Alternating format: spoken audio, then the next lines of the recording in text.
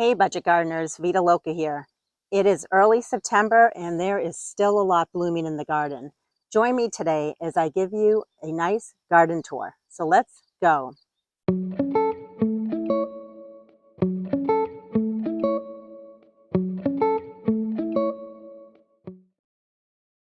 This video will be going over many parts of my yard, but keep in mind it will not be 100% of my yard. I'm pretty much focused on areas where we have some blooms happening, and I just want to give you some updates on projects that we've done together. So keep that in mind that it's only about half of my yard that I'll be showing you in this video, which is still plenty to show you.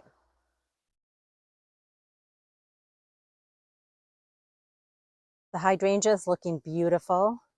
Some branches still have white flowers on them, while other branches have that beautiful blush pink color that shows up typically as the season progresses. So pretty.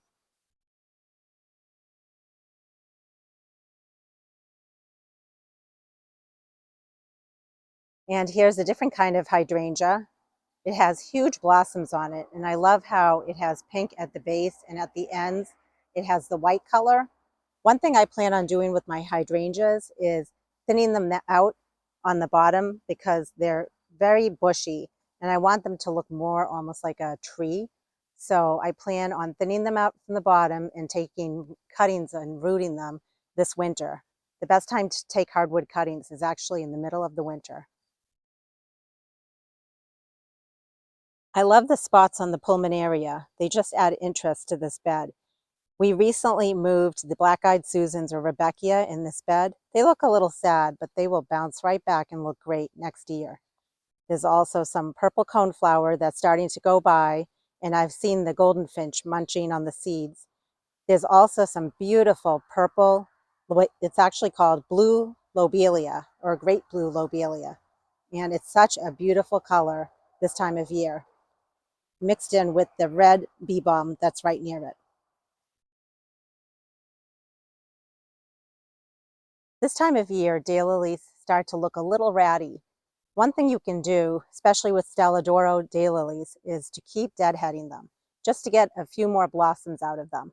Also, there are leaves within the big clump here, and if I really wanted to, I could keep pulling out any of the leaves that look dead, and that just gets the plant to still look okay in the garden.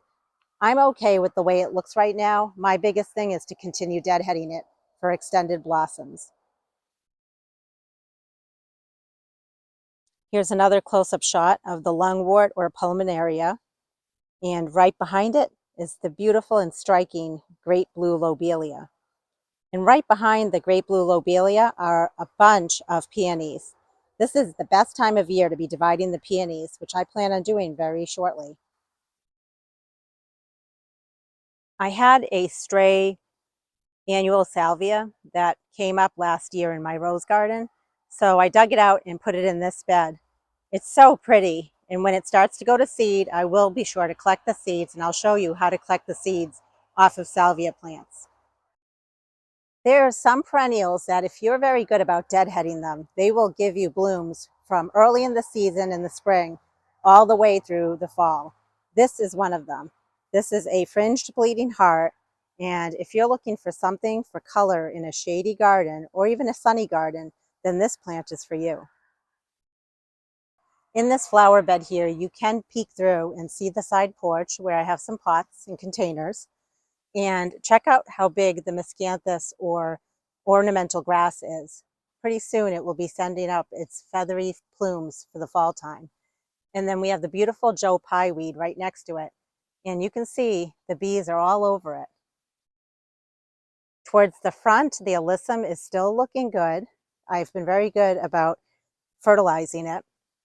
And every so often we have some pops of color with the hot pink and white dianthus. There are also some mums in here that have perennialized, and they're looking really pretty. They're just starting to show some color. They are like a purple color, and I definitely plan on dividing these mums next year.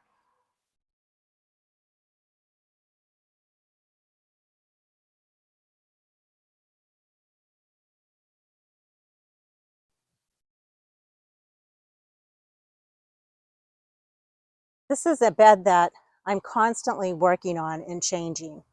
It might not be perfect, but it is getting closer to what I'm looking for in this flower bed, which makes me very happy. The geraniums that I overwintered, bare root, look wonderful, and I plan on overwintering them again, and I'll show you how we do that come the late fall time before a frost hits. And I have some freebie plants. The orange and yellow calendula are blooming, which add a nice pop of color, especially here as we approach fall time.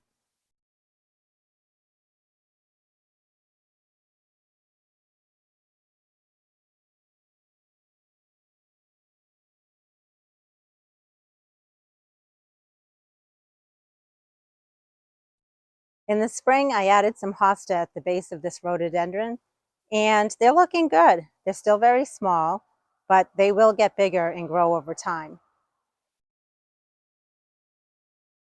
Here's a close-up shot of the white alyssum. I plan on collecting the seeds off of that so I can grow that again next year. And then we have the dianthus, the pink and the white color. Remember, we cut that back hard a few times early in the spring and then midsummer, and they look very good. Then there are also some pansies that I planted in the springtime. I've been pretty good about just cutting them back so that they stay short and not too leggy. And my hope is that they end up looking really good for this fall. Here's another close-up shot that we have of the calendula and also of the geranium. Who doesn't love free plants?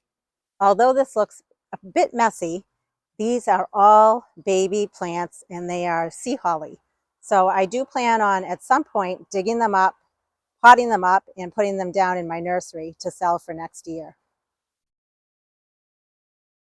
And here are some perennial mums. The key with perennial mums is to plant them in the springtime here in New Hampshire and give them plenty of time to take root, and then to give them a cut back probably in the middle of June to late June so that they are a little bit shorter and not too bushy. Here are some beautiful pink cosmos that dropped their seeds from last year.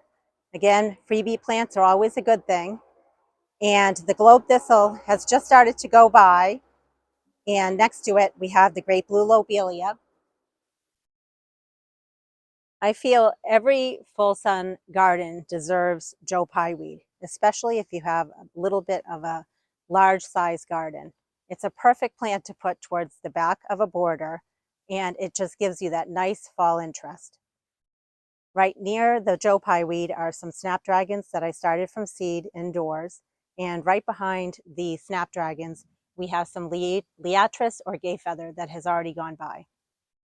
Here are some more freebie plants from a plant that dropped its seeds, and these are a perennial baby's breath.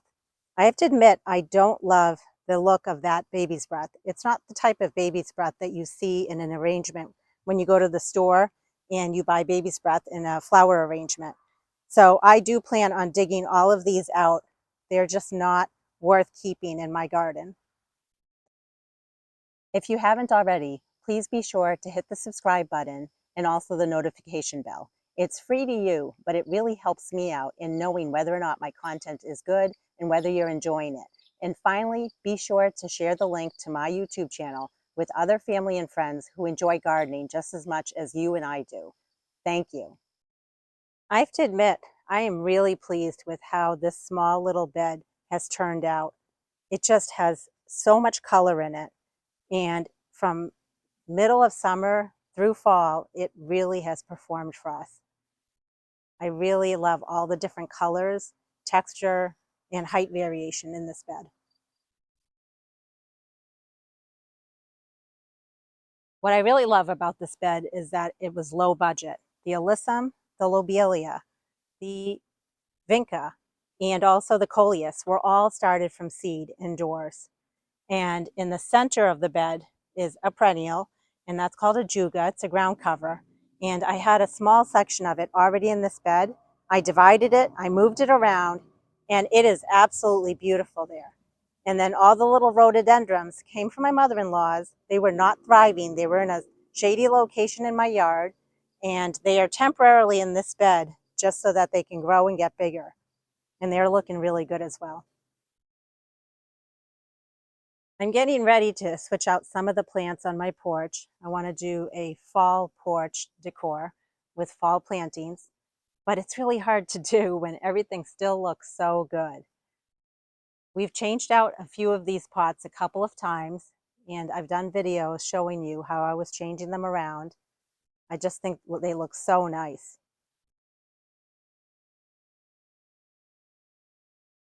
For example, this one here, the last time we changed it out, we added the begonia, which I started from seed, and in the center, we added a perennial, which is called yucca, and then we have lamium in there. That's a perennial, and look how beautiful the creeping Jenny looks, which is also a perennial. And then the alyssum I started from seed. In these containers here, I either started the plants from seed or I overwintered the plants like the geraniums, bare root.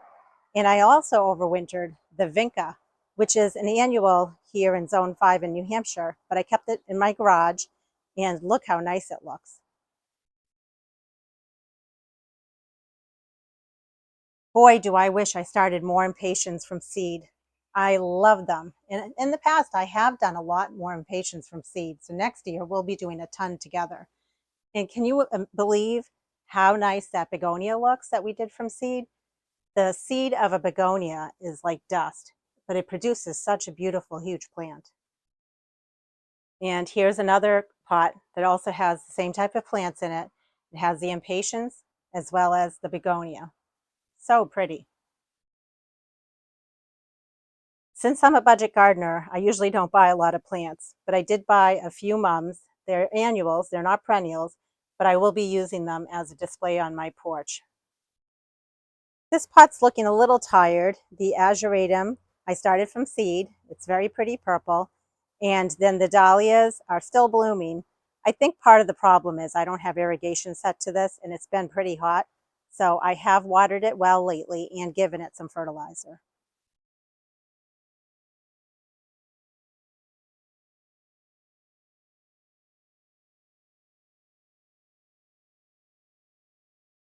And here's another pot with, again, we have the begonia, we have the creeping jenny, the lamium, the yucca, and alyssum, looking very pretty.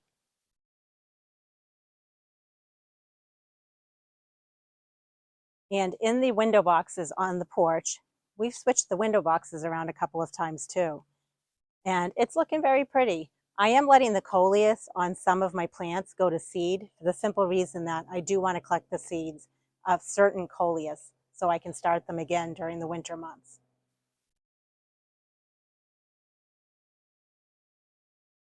Here I am standing at my hosta garden, and I'm looking towards the south side gardens and the side porch. I just wanted to show you a different angle of how things are looking here.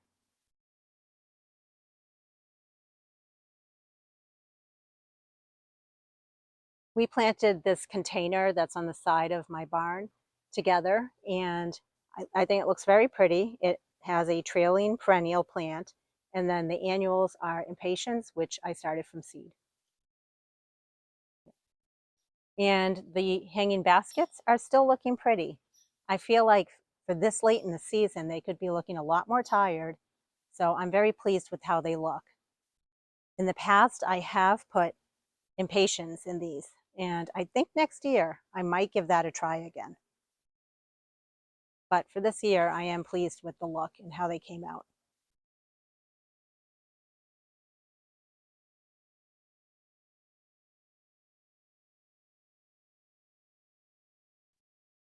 I did a video recently where we edited this hosta garden, and we added a whole bunch more hosta towards the back of the bed. We did it simply just by dividing whatever hosta I already had on hand. And I'm very pleased with how it came out. At the base of the hosta garden are lungswort or pulmonaria. And they look very pretty, very lush. I will be doing a video where I divide these and I just continue the path along the base of this rock wall here.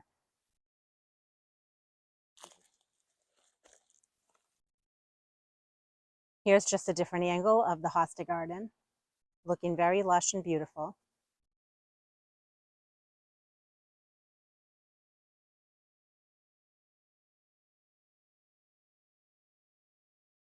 And towards the front of the hosta bed, what we did recently was we edged around a couple of trees and I divided and planted some small size hosta at the base of 2 trees. I did that partially because I thought it would look nice, but partially because I already had a similar type pattern on 2 other trees that are right in the same area. And I just wanted it to have kind of a nice cohesive look to this area.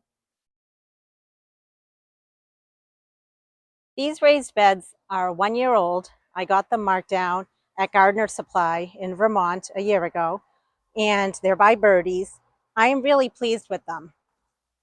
And I think that overall the plants look good. We have a bunch of alyssum in 2 of the raised beds. And then in 3 of the raised beds, we have strawberries. But then there are also some blueberries as well as some raspberries. I am playing around with the idea of moving these raised beds around. I like how they were configured for this year, but I am thinking of getting a different size greenhouse. And in order to accommodate that in this area, I would have to move some of these raised beds around. So be on the lookout. That might be one of the projects that I share with you. Here is the front side of my house, which is mostly on the west side. And even though the morning light is coming in and things are a little washed out, I still think it looks very pretty during the morning hours.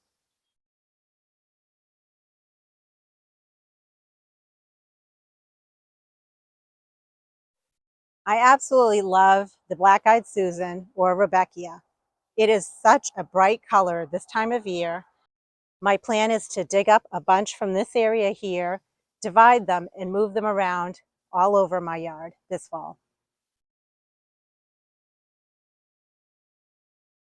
If you'll remember, there were pansies here that had overwintered and put on a great show in the early springtime. Well, I have cut back and deadheaded those pansies a number of times in hopes that they will bloom for this fall. We will see. I recently fertilized them, so the waiting game begins. And also the dahlias are looking spectacular. I continue to deadhead them and fertilize them so that they remain vigorous. And at the front of this bed here, we have the white alyssum and the blue lobelia that I started from seed indoor under grow lights. And then there are a bunch of snapdragons that I have cut back hard. So a few of them are blooming, but we have to wait probably another few weeks for another great show. In the center of this bed, you can see pops of silver, and that is Dusty Miller that I started from seed under grow lights indoors. And then there are a bunch of dahlias that I started from seed a few years ago. And then the dahlias produce tubers. I overwintered the tubers. And those are all the dahlias that you currently see in this bed here.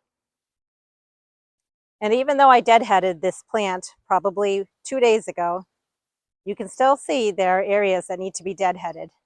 That's the name of the game when it comes to dahlias, but it is so worth it.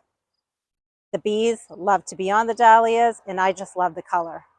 Plus, it was one of my dad's favorite plants, which gives me another reason to grow it.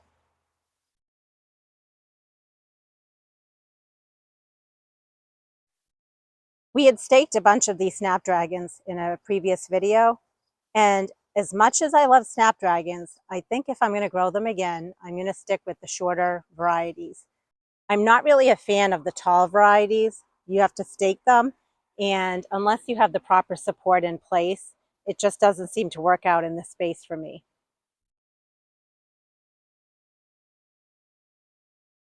I definitely had 2 different colors of blue lobelia in this bed. This one here is a very, very vibrant blue, and the leaves on it are darker colored than the other variety in here, which are a lighter blue and have a green leaf to them. These pots we've also put together in previous videos. We've put them together a couple of different times at different variations of plants. But again, I feel like the showstopper are the impatiens that I started from seed.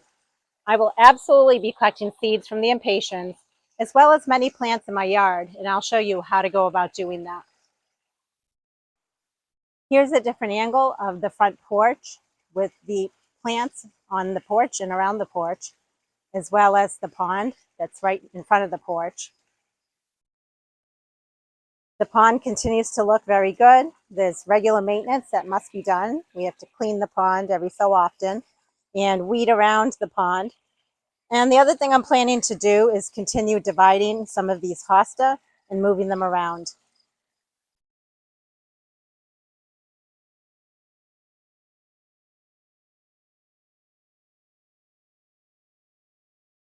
Here at the pond is a little cute, dainty white daisy, and it's called an English daisy. I would say that it can be a little aggressive when it drops its seeds. It self-sows everywhere, but it's so pretty and cute, and it would get hidden if I had it in a big flower bed. So I like it, and I do plan on adding it to my backyard plant nursery to sell for next year.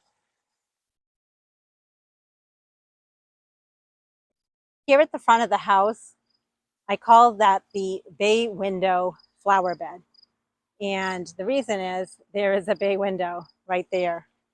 And I really love this bed. We worked on it together in the middle of the summer.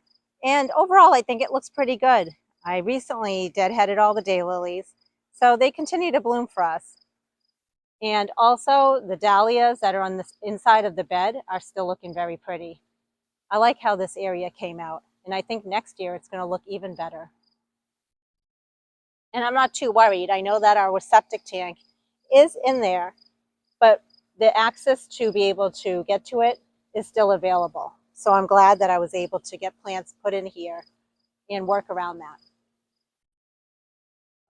Here we have an Annabelle hydrangea. This came from my mother-in-law's house. It's looking pretty good. It probably needs a little bit of fertilizer. I'm going to wait until the springtime and give it the fertilizer that it probably needs. But otherwise, I think it looks beautiful. And then we have the purple speedwell. And I love the color of that. The key to keeping that blooming is deadhead, deadhead, and keep deadheading. And that's what I continue to do. And I love that color now that we are in the month of September. I think it's so pretty.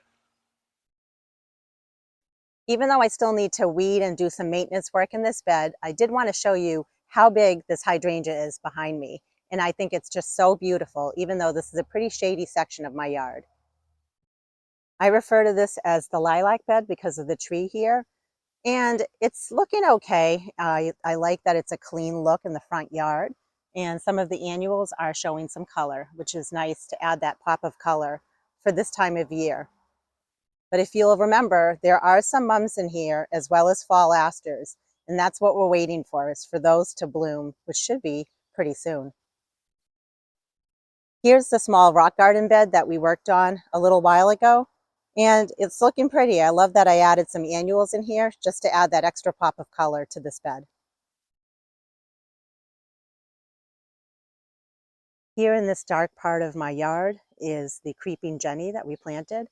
And I think it looks pretty. I do need to trim it a little bit because it's starting to creep into the lawn. But I think it's a nice pop of color in this dark section of my flower beds. The rose bed is looking really pretty. And even though a lot of the blossoms have faded, I do continue to deadhead it, because if you want your roses to keep blooming, you absolutely need to keep deadheading your roses. So I did a video that showed you the proper way to deadhead your roses, and that's exactly the method that I've been following. But I'm happy that I have other plants in here for other pops of color during those times when the roses are not blooming. I just am very happy with the amount of color that this bed is producing, seeing that it's the end of summer and early fall now here in New Hampshire.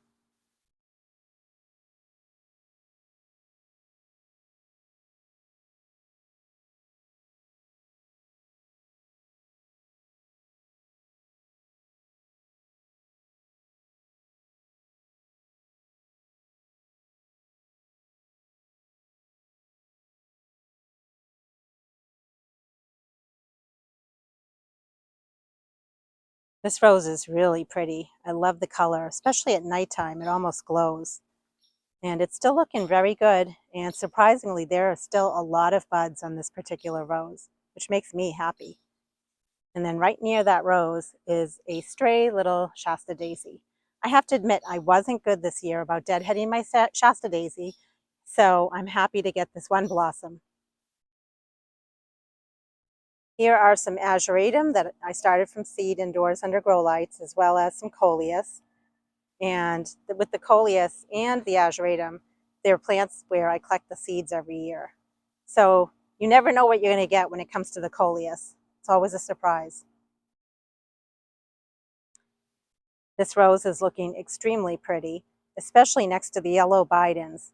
The Bidens were a happy surprise. They dropped their seeds from last year, and I really love the yellow in the flower bed this time of year. Here's another rose that has not only blossoms on it, but it has a ton of rosebuds filled all over this bed, all over this bush. It looks very pretty. And here we have an annual that dropped its seed throughout this bed, and it is a salvia. And I also have the same salvia towards the center of this bed. The colors that I love to see in the fall time are purples as well as yellows. Even though the sedum here is in part shade and is a little floppy, you have to admit it's still very pretty. And it's only going to get darker and pinker in color. And the bees are not complaining one bit.